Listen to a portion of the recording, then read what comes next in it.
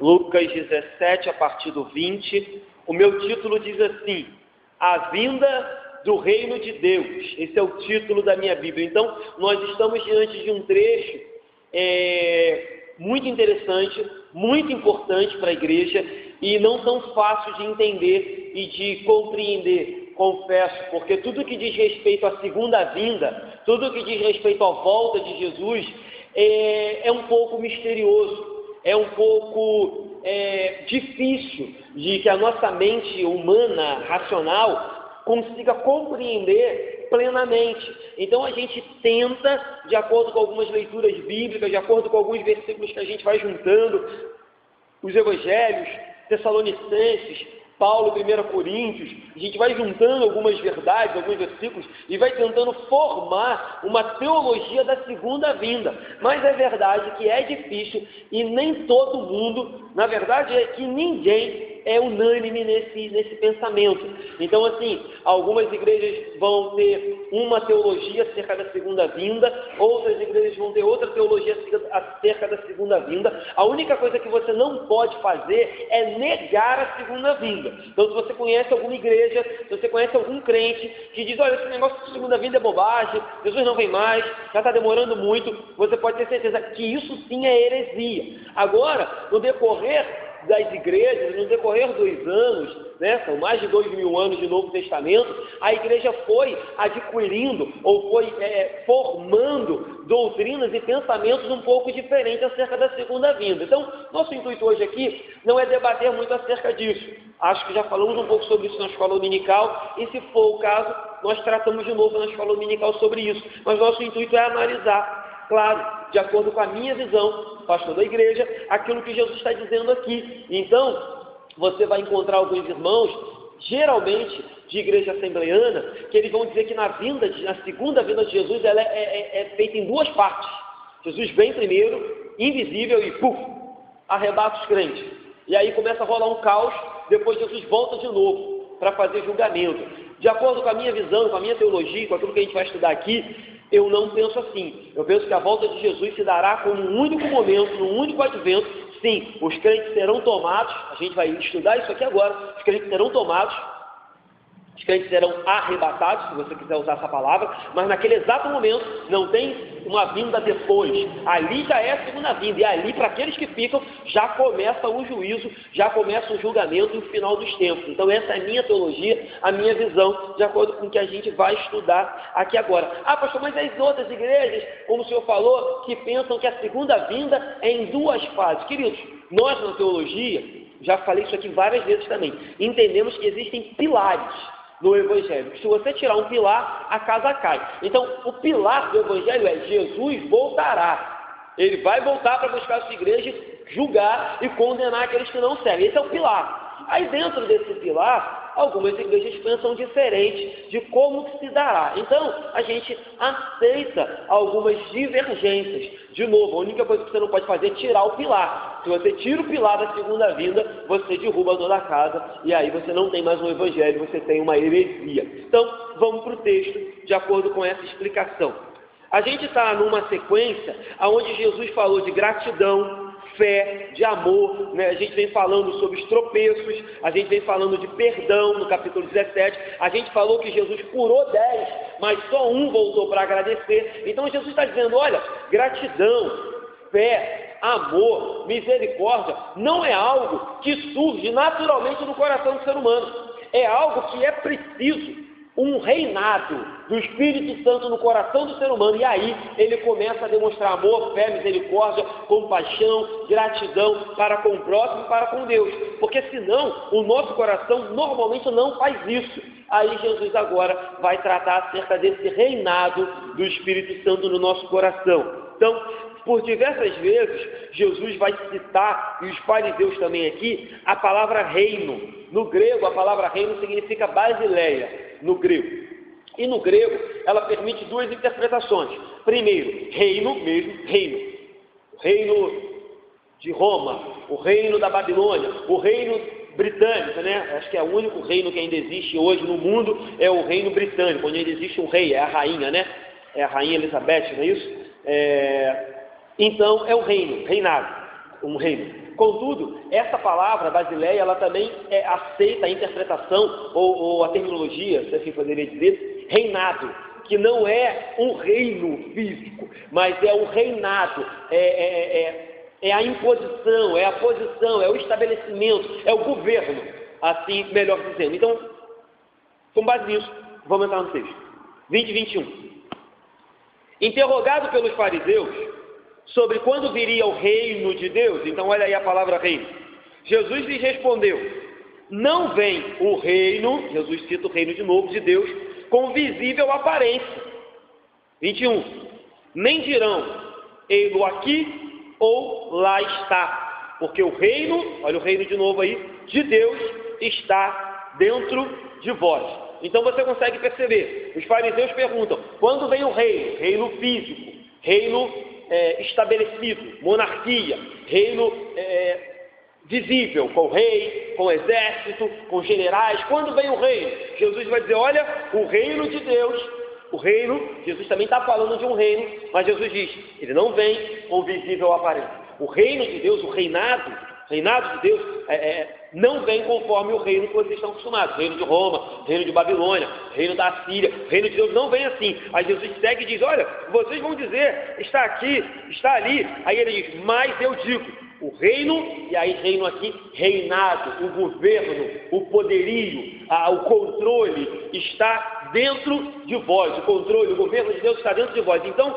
lembra, eu falei muito sobre isso aqui na igreja. Os fariseus, agoniados, esperando a hora que Deus ia estabelecer um reino físico para descer a pancada nos romanos, em todos aqueles que estavam oprimindo. E aí eles correm para Jesus naquela ansiedade de dizer, olha, já que tu está dizendo tanto aí que é o Messias, quando é que vai vir esse reino? E aí Jesus começa a demonstrar mais uma vez, não é a primeira, não é a segunda nem a última, que essa visão deles de reino estava equivocada, que eles deveriam separar reino físico estabelecido com reinado no coração, onde Deus reina e governa a vida das pessoas. Então Jesus começa a separar essas coisas e mostrar que aonde Deus estava sendo reconhecido como Senhor soberano e Salvador da vida, ali estava o reino. Aonde Deus governava, mandava e conduzia na vida das pessoas e no coração, ali estava o reinado de Deus. Então esse era o reino que Jesus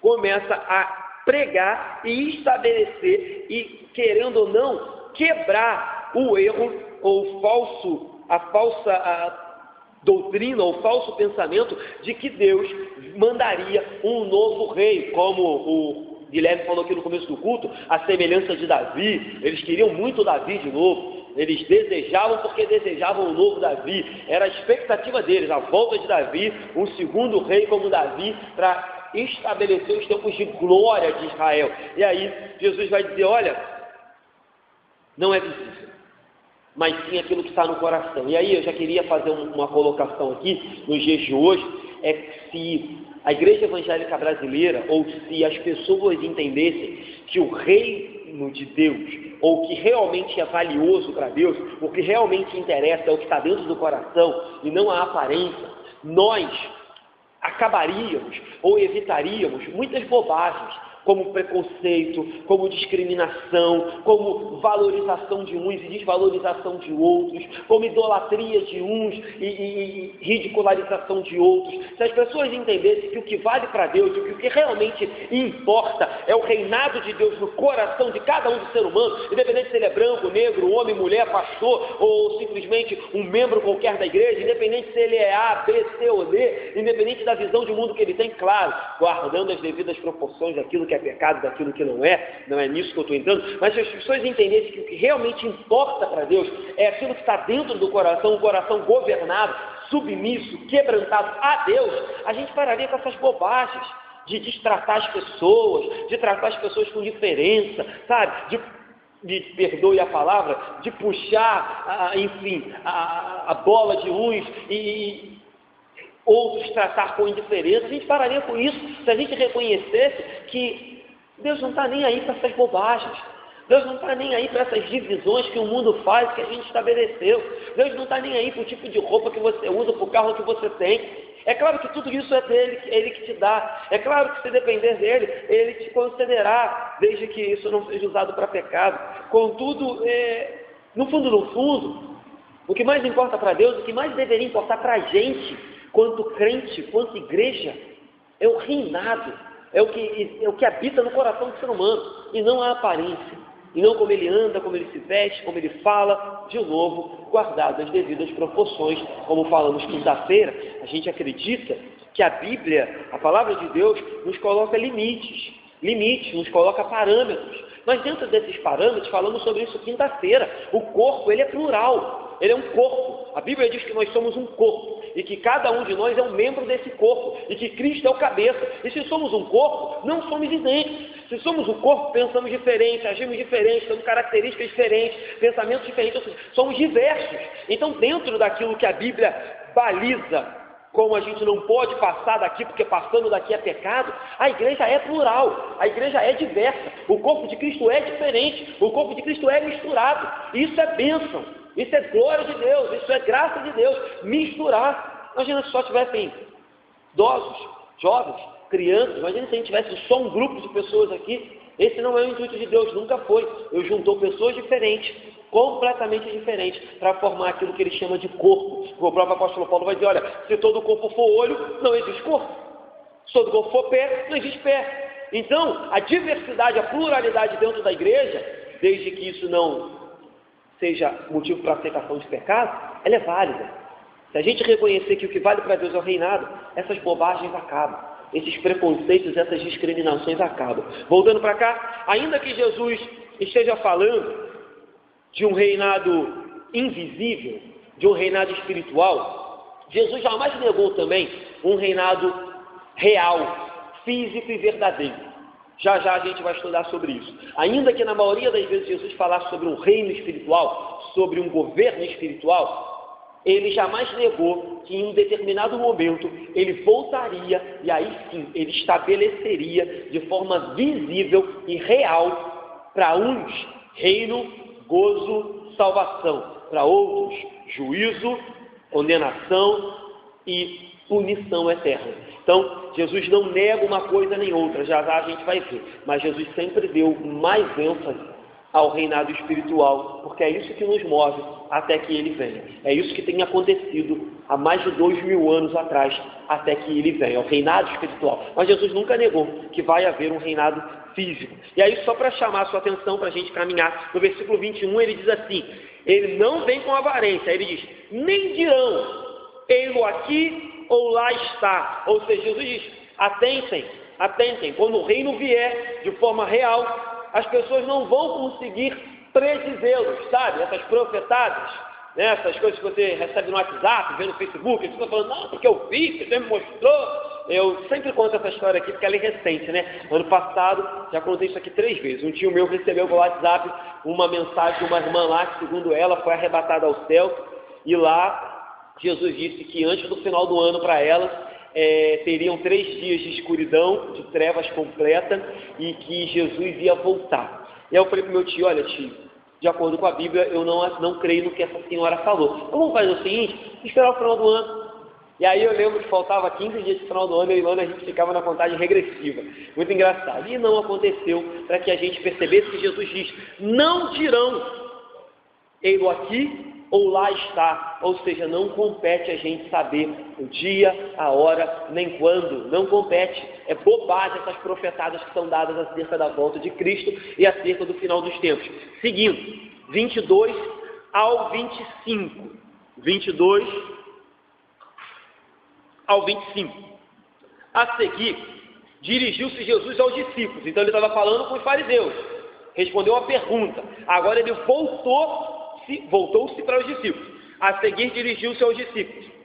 Virá o tempo em que desejareis ver dos dias do Filho do Homem, e não vereis. E vos dirão, ei-lo aqui, ou lá está. Não vades, nem os sigais, porque assim como o relâmpago, fuzilando, brilha de uma a outra extremidade no céu, assim será no seu dia o Filho do Homem. Mas importa que primeiro ele padeça muitas coisas e seja rejeitado por esta geração. Percebeu a diferença? Primeiro, Jesus responde à pergunta dos fariseus, quando virá o reino. E aí ele fala que esse reino não era de acordo com aquilo que eles esperavam, não seria um reino físico, era um reino invisível que já estava sendo estabelecido no coração de todo aquele que nele crê. Aí agora ele vira para os discípulos e fala assim: olha, vai chegar um tempo que vocês vão desejar ver os dias do um dos dias do Filho do Homem. O que Jesus quer dizer com isso? Chegará um tempo, no final dos tempos, aonde a perseguição, aonde o sofrimento, aonde a apostasia, aonde a perversidade, aonde o pecado serão tão grandes, que vocês vão desejar, ele está falando para os discípulos, desesperadamente, ver o Filho do Homem, ver a volta do Filho do Homem. E aí Jesus diz: e vos dirão. Aí olha o que Jesus diz, lá no 21 Jesus diz: ninguém pode dizer ei-lo aqui ou ei-lo lá, porque ninguém sabe quando eu virei, ninguém sabe porque o reino está dentro de vós. Mas aí olha o que Jesus diz: diante da perversidade, diante do sofrimento, diante da perseguição, diante do aumento do pecado, diminuição da fé, apostasia, alguns falsos profetas, mentirosos, tidos por espirituais e sonhadores, que têm visões, dirão: ei-lo aqui, lá está. Aí Jesus diz: não vades, não vão, nem os sigais. Então Jesus diz: não vão, são falsos profetas, já estou avisando desde já. Quando eles começarem a falar essas bobagens, quando eles começarem a anunciar essas bobagens, não vão. E aí Jesus vai dizer: sabe por que vocês não devem ir? Porque o dia do Filho do Homem será repentino. E aí o exemplo que Jesus dá: será como um relâmpago, ele brilha de uma extremidade à outra, sem que você nem perceba, sem que você o espere. Ele acontece de forma repentina e vem, inesperada. Assim será, Jesus diz, porque assim como um relâmpago fuzilando brilha de uma a outra extremidade, assim será no dia do Filho do Homem. Ou seja, não tem previsão, não tem essa historinha de contar antes, não tem essa história de anunciar antes. O que está acontecendo aqui é: ele virá, mas não compete a vocês saber quando, nem onde, nem como. E digo mais, Jesus diz: não escutem bobagens. No 21 ele diz: ninguém tem condições de afirmar. No 23 ele diz: contudo,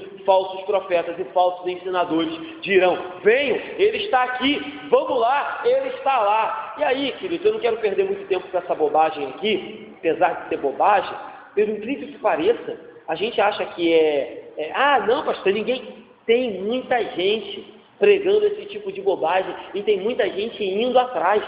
Aqui no Brasil, talvez não com tanta intensidade, mas se você pesquisar na internet, nos Estados Unidos, já cansou de acontecer grupos, ou melhor, líderes que se intitulavam aquele que estava precedendo Jesus, que estava vindo para anunciar a segunda vinda de Jesus. E aí eles se isolavam num sítio, numa fazenda, ou num município que fosse, num bairro.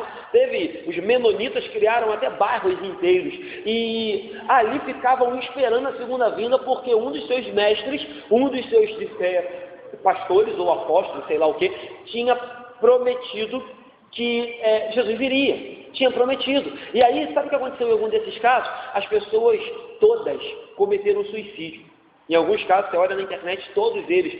Uns dizem que o líder, de propósito, por ter visto que falhou, colocou na água. Outros dizem que as pessoas já estavam tão bitoladas e tão manipuladas pelo líder que aceitaram tirar a sua própria vida como um suposto meio de alcançar essa segunda vinda de Jesus. Ou seja, depois que viam que fizeram uma bobagem, Satanás ia lá, e brincava com eles e os conduzia, inclusive, a tirar a sua própria vida. Então, a gente acha que isso é algo muito longe, mas não é. Então, Jesus diz: olha, cuidado, porque eles virão. E aí Jesus vem e coloca um outro porém no 25. Olha, eu virei, mas importa que primeiro, nessa minha primeira vinda, nesse meu primeiro momento, que eu vim para salvá-los por meio do seu sangue, importa primeiro que eu padeça e seja rejeitado por esta geração. Então, ele já veio, sofreu, padeceu, foi rejeitado, e agora a segunda vinda há de acontecer. Quando, pastor? Não sabemos. Quando de uma extremidade à outra, simplesmente o relâmpago brilhar, ele virá. Já já a gente vai ver que todo olho o verá. Todo o olho. E aí, com base no que eu falei na introdução, que é a minha visão teológica, todo olho verá. Crente, não crente. Crente será elevado e arrebatado até as nuvens, para com ele começar o julgamento. Não crentes aqui ficarão, para receberem justo punição pelo seu pecado. Então, contudo, antes da segunda vinda, o Filho do Homem tem que sofrer, e isso já aconteceu. Contudo, antes da segunda vinda do homem, os dias se tornarão maus. Lembra que ele falou? Vocês desejarão. Ele disse, eu disse, virá o tempo que vocês desejarão ver o Filho do Homem. Contudo, não será assim. Ele diz, não vereis. Ele deixa bem claro. Jesus disse assim, virá o tempo em que desejareis ver o Filho do Homem e não o vereis. Ou seja, não é de acordo com a nossa vontade, não é de acordo com o nosso desejo, não é de acordo com o nosso querer, é de acordo com a vontade, o querer do próprio Deus. Seguindo, queridos, vamos lá? Agora Jesus vai descrever para a gente como vai estar, ou como será os dias que precedem a sua volta. Vamos ver? 26 e 27. Jesus vai dizer assim, olha, 26 e 27. Ele falou, olha, vai ser difícil antes os dias que antecedem a minha volta, mas vocês não sabem quando é. Mas ele vai dar uma luz para a gente. Ele vai dar uma pista. Olha o que ele diz no 26. Assim como foi nos dias de Noé, será também os dias do Filho do Homem. Comiam, bebiam, casavam e davam-se em casamento, até o dia em que Noé entrou na arca, veio o dilúvio e destruiu a todos. O próprio caráter repentino e inesperado da vinda de Jesus, né, como abrir e fechar de olhos, já nos chama a atenção para que a gente tome cuidado com descuido, displicência, negligência, viver a bangu. E agora Jesus vai dar um exemplo. Olha, sabe a que vai se comparar a vinda do Filho do Homem? Vai ser parecido com os dias de Noé.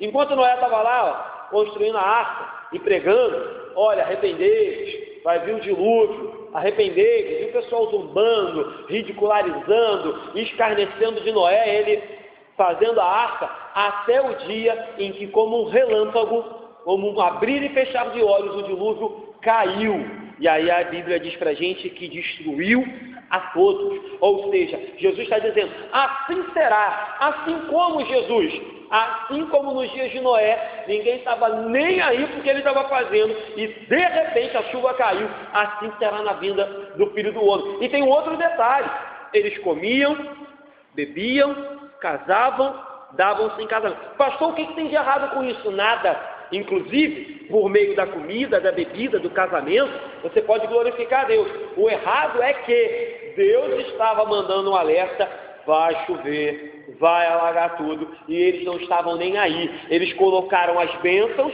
comida, bebida e casamento, na frente do reino, na frente do anúncio, na frente da profecia de que a chuva ia vir. Então, o problema não é comer, beber, casar. O problema não é se divertir. O problema não é adquirir as coisas que são bênçãos deste mundo. O problema é colocar isso na frente dos alertas de Deus, de que Ele virá. O problema é dar mais importância para isso do que para Noé pregando lá, tanto prego quanto pregando que a chuva haveria de vir. Então, o problema é a negligência, o problema aqui é o materialismo, o problema aqui é o amor pelas coisas materiais, é o egoísmo, é a segurança, falsa segurança por aquilo que se tem. Não, eu tenho uma casa, eu tenho um bom emprego, eu tenho um bom carro, eu tenho estabilidade no meu emprego. Essa falsa segurança vai acabar com o abrir e fechar de olhos, como um relâmpago repentino, como uma chuva que vem do nada.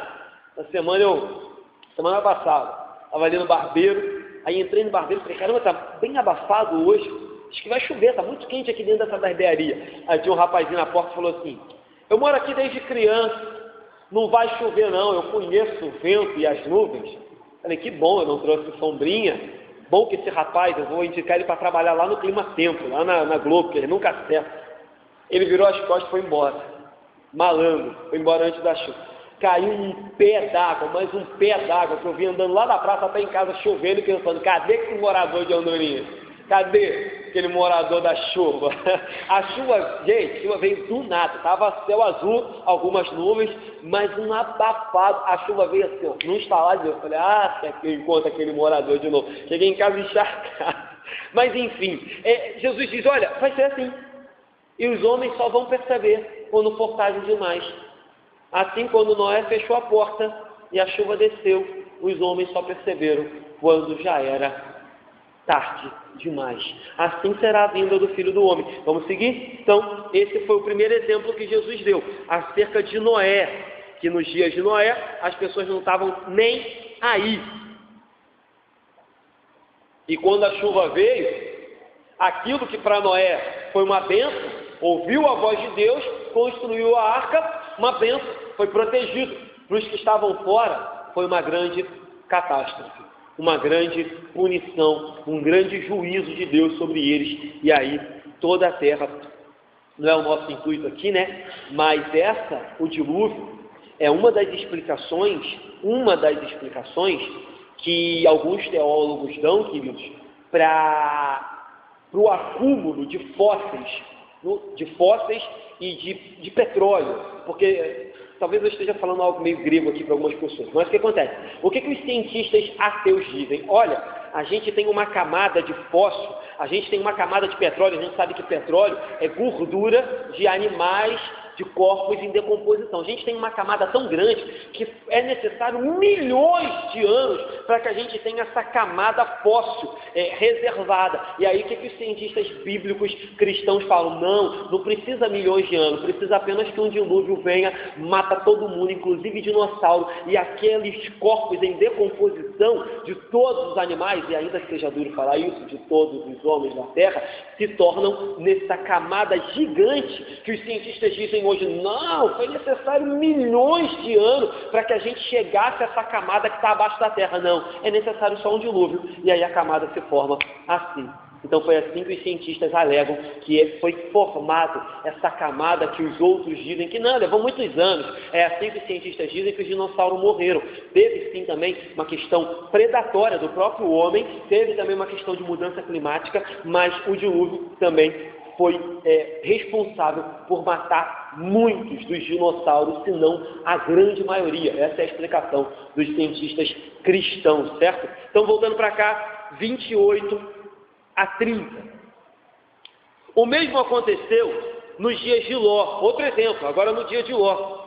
Comiam, bebiam, compravam, vendiam, plantavam e edificavam. Mas no dia em que Ló saiu de Sodoma, choveu do céu fogo e enxofre e destruiu a todos. Então no 27 foi todos, no 29 foi todos. Palavra todos aqui usada de forma diferente. Todos, no versículo 27, toda a humanidade. O dilúvio foi geral, foi todo o globo terrestre. Palavra todos aqui em Sodoma e Gomorra, todos os moradores de Sodoma e Gomorra. É bom falar isso também, né? Porque às vezes quando a Bíblia diz assim, Jesus vai salvar todos, aí o pessoal acha que Jesus vai salvar todo mundo, até que ele se arrependeu. Então a gente tem que saber dividir e interpretar a palavra todos, né? Já falei isso aqui na igreja, quando a gente diz, todos vieram à igreja hoje. Não, são todos. Todo mundo estava lá no jogo do Hondurinhos, não era todo mundo. Então a gente tem que saber interpretar a palavra todos também, para que a gente não caia numa heresia. Então aqui, todos, 27, todo mundo, o dilúvio pegou a todos, bicho. Todos, aqui no 29, Sodoma e Gomorra. Então, o exemplo é o mesmo, não preciso perder muito tempo. O exemplo é, comiam, bebiam, casavam, plantavam, vendiam, estavam vivendo a vida, deixa a vida me levar, como bem queriam, e Ló, como um pregador da justiça, um homem justo no meio de uma sociedade totalmente corrompida, totalmente com práticas abomináveis, perversas, terríveis, malignas, Deus pregando, anunciando, falando, e aí de repente, eles não estavam nem aí, mas o texto diz que quando Ló sai, desce fogo do céu e destrói a todos. Ou seja, mais uma vez, o problema aqui não era comer, beber, plantar, comprar, vender. O problema era amar mais essas coisas do que o anúncio de Deus de que um castigo haveria de vir. Então, olhando para a vida desses dois homens, ambos erraram. Noé teve suas falhas, e Lana falou um pouco sobre elas aqui na escola dominical, algumas semanas atrás. Ló teve suas falhas, foi parar lá por causa de uma briga, por causa de olho grande, entendeu? Mas ambos obedeceram e deram ouvido à voz de Deus, quando Deus falou: para tudo que você está fazendo e faz a arca, para tudo que você está fazendo e sai daí, vai embora. Eles ouviram. Então não eram pessoas perfeitas, mas quando Deus falou: para tudo, porque eu vou descer e vou derramar minha ira sobre os homens, eles atentaram. Então é isso que a gente tem que fazer. Deus não espera da gente perfeição, mas espera da gente atenção às suas advertências. Noé construiu a arca, Ló foi embora quando deveria ir, e assim também nós devemos nos portar. O mundo, quando Jesus voltar, como vai estar então, pastor? Jesus falou: vou dizer como que vai estar o mundo quando eu vier. Ele diz: olha, vocês não sabem quando, vocês não sabem como, vai ser repentino e imprevisto, mas eu vou deixar pistas. E aí, com todo cuidado, eu poderia dizer, olhando para o mundo hoje, que a gente caminha para o final dos tempos, que a gente está já caminhando, a gente está no início do final dos tempos. Quanto tempo vai demorar isso, pastor? Não sei. A Bíblia diz que para Deus um dia é como 1000 anos é como um dia. Não sei. Mas se eu olho para o que Jesus falou aqui, as pessoas vivendo a revelia, só querendo saber do seu próprio interesse, comer, beber, casar, vender, comprar, é o que eu vejo hoje. E ninguém nem aí para os avisos de Deus. Eu posso dizer que hoje a gente está vivendo já o início da volta dos dias de Cristo. A cada dia que passa, piora. Então não posso afirmar nem atestar, mas eu diria que se a gente pode dizer alguma coisa acerca disso, é que já já Cristo vem. Já já Cristo vem. Ah, pastor, já já como? Não sei. O tempo de Deus não é o meu tempo, mas acredito que hoje está muito mais breve, ou está muito mais evidente que as coisas estão parecidas com o tempo de Noé, parecidas com os tempos de Ló, Sodoma e Gomorra, do que há uns anos atrás. Então, a tendência é que ele venha. Vamos lá? 31 diz assim: naquele dia, eu li o 30, queridos. Vou ler o 30 então também. Eu li o 30. Assim será no dia em que o Filho do Homem se manifestar. Então o 30 é só para fechar. Falou de Noé, falou de Ló, falou que a galera vivia a revelia, diferente de Noé e de Ló. E aí ele diz: assim será. Assim como poucos ouvirão a voz de Deus, poucos reconhecerão os alertas de Deus, e muitos estarão vivendo a sua vida a Bangu, e eu virei, vou me manifestar. Manifestação aqui, né? A palavra no original, ela é a mesma palavra que é usada para a vinda do Espírito Santo em Pentecostes. Manifestar, aparecer, revelar, vinda, entendeu? Essa manifestar aqui é vinda mesmo, vinda pessoal. Vamos lá, 31. Naquele dia, quem estiver no eirado, ou seja, na laje da casa, no eirado, e tiver os seus bens em casa, não desça para tirá-los. E de igual modo, quem estiver no campo, não volte para trás. Então, esse texto aqui é aquele texto que a gente diz que ele tem uma dupla aplicação. Ele se aplica tanto para uma questão da época de Jesus, como ele se aplica para uma questão futura. Primeiro momento, Jesus está falando aqui da invasão que haveria contra Jerusalém no ano 70 depois de Cristo. Jesus morre ali aproximadamente no ano 33, ou até um pouquinho mais, talvez 35 depois de Cristo, né? Que a gente sabe que ele morreu com 33 anos, mas tem um tempinho anterior ali, que é aquela parte em que João Batista veio pregando, em que Maria e Isabel ficaram grávidas, enfim, Jesus morreu ali. Quando chega o ano 70, se cumpre, em parte, aquilo que Jesus disse lá no versículo 22. Vai chegar um dia em que vocês desejarão ardentemente ver o Filho do Homem, mas vocês não verão.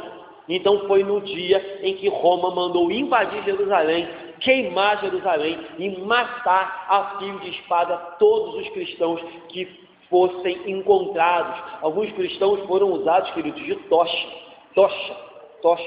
Alguns cristãos foram fincados numa madeira, num poste, ateado óleo e queimados. Foi isso que aconteceu. E esse versículo fala um pouco acerca disso. Então Jesus está dizendo, olha, quando esse dia chegar, não desça para pegar nada.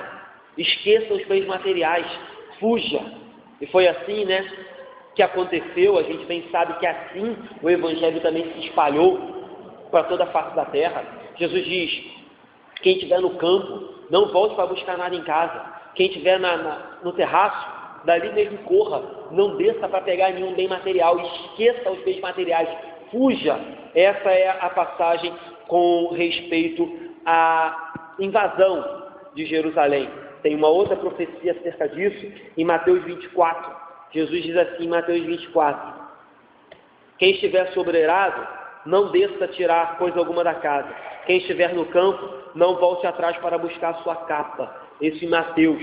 Quando a gente chega em Marcos, capítulo 13, Marcos também fala desse dia. Marcos diz assim, no capítulo 13, quem estiver em cima no eirado, não desça, nem entre para tirar da sua casa alguma coisa. Quem estiver no campo, não volte atrás para buscar a sua capa. Então eles estão falando, a princípio, desse dia de perseguição. Contudo, esse texto também pode ser interpretado como uma profecia vindoura. E essa profecia está falando da segunda vinda. Como Jesus quer aplicar isso, pastor? Jesus quer dizer que na segunda vinda dele, as pessoas que estivessem preocupadas com aquilo que está embaixo da sua casa, com aquilo que deixou na sua casa, com seus bens materiais, com as suas coisas de valor, elas seriam deixadas para trás.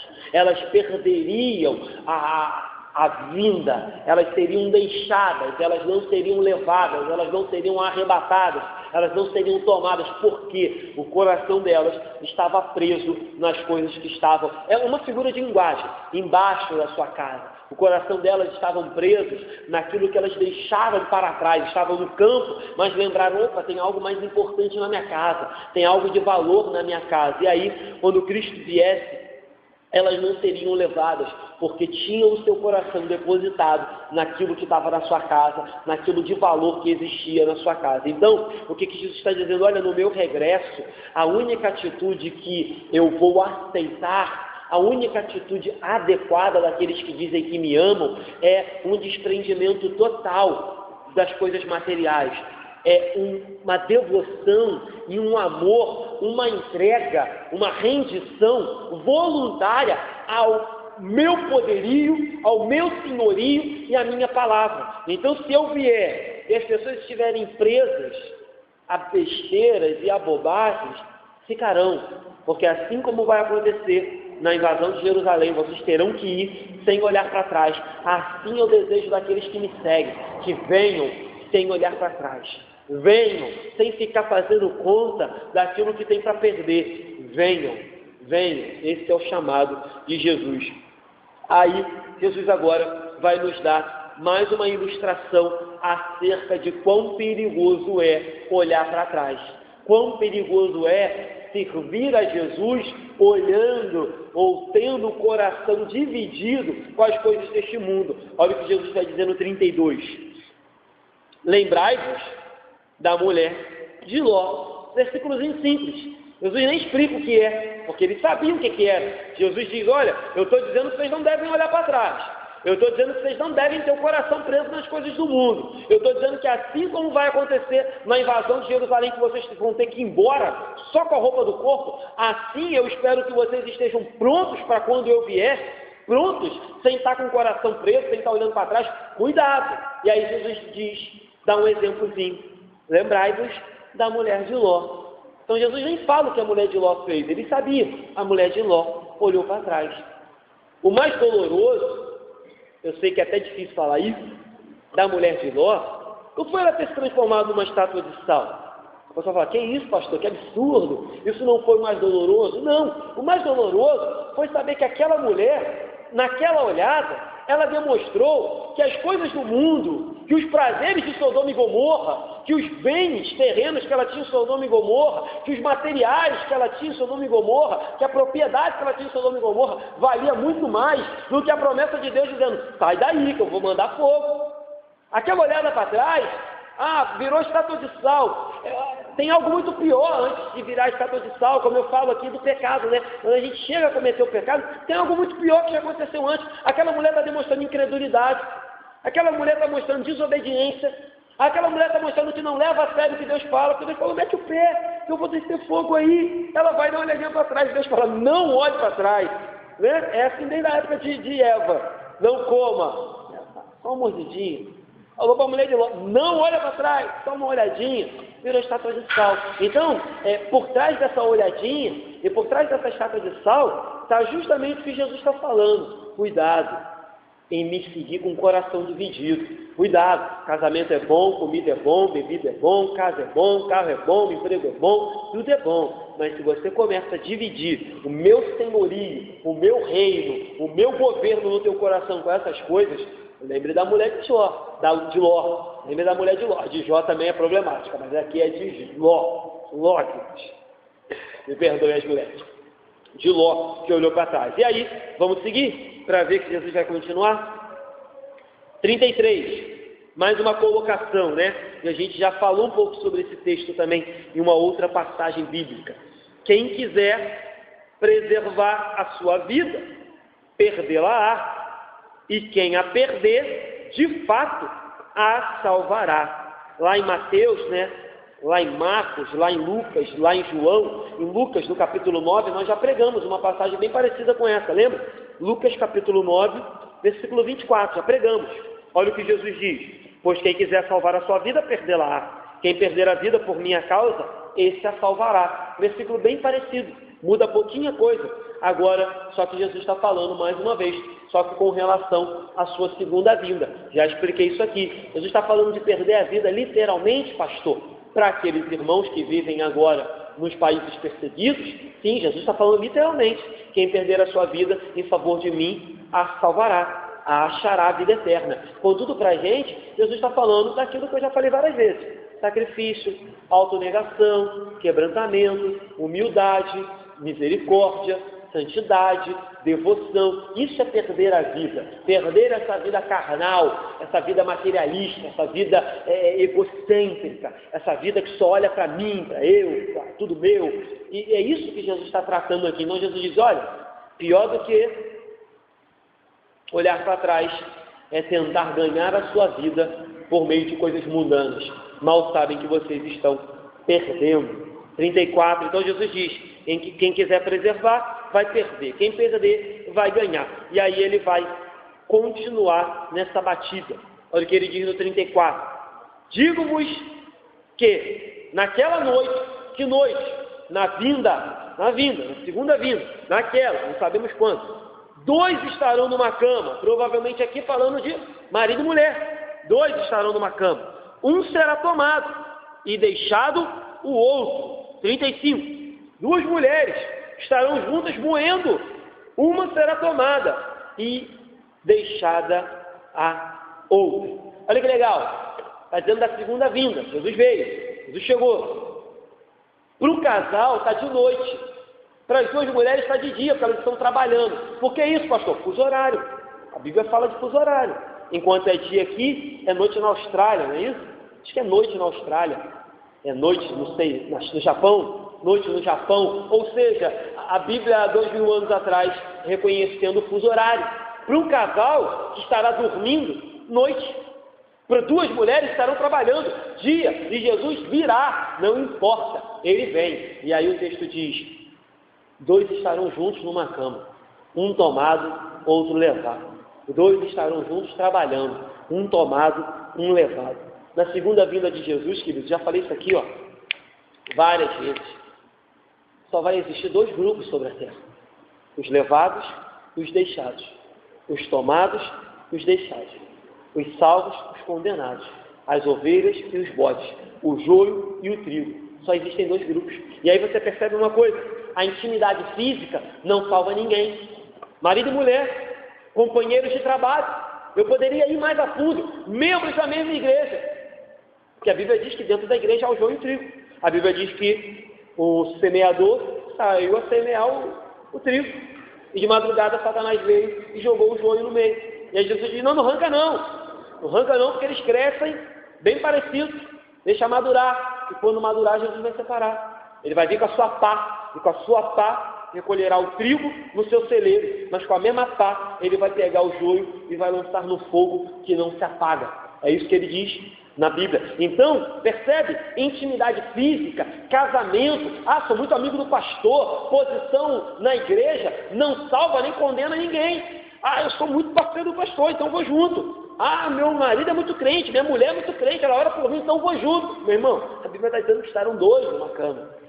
Um levado, outro tomado. A salvação é individual. As oportunidades são individuais. Certo? Cristo tem que reinar no coração de cada um. Não, minha mãe é muito crente, pastor, ora por mim, mais cedo ou mais tarde eu volto, mais cedo ou mais tarde eu venho. Contigo mesmo. Minha mãe intercede, minha mãe é mulher de oração, contigo mesmo. Aprendemos aqui que intimidade física e parceria no trabalho, ou até parceria na igreja, não salva nem condena ninguém, né? O fato também de você, às vezes, ser casada com um incrédulo. Sou casada com um incrédulo. Vai estar dormindo os dois. Jesus vem, tu vai, o incrédulo fica. Não tem problema, certo? Não tem problema. Então, relacionamento não salva nem condena ninguém. O relacionamento que salva ou condena é o seu próprio relacionamento ou não relacionamento para com Deus. Então, percebe? De acordo com o que eu falei no início, apesar de algumas igrejas evangélicas pensarem diferente, eu disse, a gente só não pode pensar que Jesus não vai vir, isso é heresia, mas algumas igrejas evangélicas pensam diferente, pensam que Jesus vai vir de forma invisível e vai tomar as pessoas, e aí de repente todo mundo vai começar a se assustar, e ainda vai ter um período aqui muito louco. De acordo com a minha leitura, de acordo com a minha interpretação, não condenando os irmãos que pensam diferente, a não ser aqueles que não acreditam na segunda vinda, esses eu tenho como hereges, você percebe aqui que tudo está acontecendo no mesmo momento, tudo está acontecendo no mesmo evento. Jesus vem, ponto, como um relâmpago, de extremidade a outra, aparece nas nuvens, toma os seus, e os que aqui estão são deixados para condenação, são deixados para castigo, são deixados para juízo eterno. As coisas acontecem como estalar de dedos. A Bíblia diz, todo olho verá, todo joelho se dobrará e confessará. Alguns por amor, outros, aí sim, pela dor, né? A gente tem um ditado, né? Não que ele seja de todo errado, mas a gente gosta muito de falar isso, né? Quem não vem pela dor, vem pelo amor, vem pela dor. Não que eu negue isso na sua totalidade, não que eu negue isso, mas eu não acho que isso é uma verdade absoluta, não. Mas nesse dia aqui, nós podemos dizer que isso vai ser verdade. Uns dobrarão o joelho por amor, outros dobrarão o joelho pela dor, porque a Bíblia diz que terão as rótulas dos seus joelhos quebradas, se prostrarão de joelho diante dele, terão que reconhecer que ele é santo, que ele é Deus, que ele é todo-poderoso e que agora estarão debaixo do seu juízo eterno. E aí, o texto segue no versículo 36, né? E Jesus faz apenas um fechamento, repete o que já disse: 2 estarão no campo, um será tomado e o outro deixado, certo? E aí o 37 para fechar diz assim, significado do 37. Então lhes responderam, e agora os discípulos falam, onde será isso? Percebe os discípulos mais uma vez bem ceguinhos, bem tateando ainda, lembra? Há pouco tempo atrás agora eles falam, Senhor, aumenta a nossa fé, quando Jesus mandou perdoar, aumenta a nossa fé. E aí eles falaram, Jesus falou, olha, se tivesse fé, tamanho de um grão de mostarda, tal. Então os discípulos estavam ainda um pouco caminhando, como nós estamos caminhando. Os discípulos tinham um pouquinho de dúvida ainda estavam um pouco imaturos ainda. Jesus está dizendo, olha, não acreditem em bobagens, vocês não sabem quando acontecerá, vai ser como abrir e fechar de olhos, como um relâmpago, de uma extremidade à outra, 2 estarão e de repente foi tomado e começará o juízo. E aí eles viram, a pergunta deles é, quando será? Onde será? Ou seja, não entenderam nada, né? Aí Jesus diz, respondeu-lhes, onde estiver o corpo, aí se ajuntarão também os abutres. Outra passagem dificílima de entender. O que Jesus está dizendo? Aonde houver um morto espiritualmente, e um morto é um corpo em putrefação, ali se ajuntarão os abutres, ali começará o juízo. Ele disse, aonde houver um verdadeiro crente, ali tem um reinado de Deus, ali tem um reinado já começando, estabelecido. Agora ele diz, aonde houver um incrédulo, aonde houver na minha segunda vinda um incrédulo, chamei os crentes, os tomei sobre as nuvens, aonde houver um incrédulo, ali os abutres se ajuntarão, porque são mortos, estão apodrecendo, estão mortos, vivos. É isso que a Bíblia diz daqueles que não têm Jesus. Ali começará o juízo. E aí, pensemos, a Bíblia, por diversas vezes, diz que nós somos sal deste mundo e luz dessa terra. A verdade é que se os crentes são tirados daqui, e olha que a gente vacila demais, mas se os crentes são tirados dessa terra, toda essa terra se transforma num lugar podre, num grande lixão, num grande ajuntamento em decomposição. Serão um ajuntamento de mortos-vivos. Então, por isso é importante que a gente tenha consciência de que o nosso papel é muito importante: salgar, levar luz, levar o Evangelho, levar salvação, levar a palavra de Cristo, porque o mundo está apodrecendo a cada dia que passa. As pessoas estão morrendo e definhando a cada dia que passa. Cuidado com isso, queridos. Então Jesus diz, olha, aonde estiverem os mortos, ali o juízo começará. Ali o juízo estará estabelecido, né? Até porque, convenhamos, o mundo é grande pra caramba, né? E Jesus vai vir visivelmente para julgar e reinar. Amém, queridos? Amém? Vamos terminar? Fazendo as aplicações. Primeira aplicação aqui. O reino de Deus é diferente do reino do mundo, primeira coisa. E isso nos faz, como eu disse, tomar cuidado com as discriminações, os preconceitos e como a gente trata as pessoas. Reino de Deus. Então, uma pessoa, ela pode ser muito bem vista no reino de Deus e aqui ser uma pessoa humilde e até mesmo discriminada pela sociedade. Em contrapartida, alguém aqui na igreja pode ser tido como o cara, o espiritual, e no reino de Deus essa pessoa não tem valor nenhum. Então, cuidado com isso. O reino de Deus é diferente do reino deste mundo. O reino deste mundo valoriza poder, destaque, fama, influência, é isso que o mundo aqui valoriza. E infelizmente a igreja tem valorizado isso também.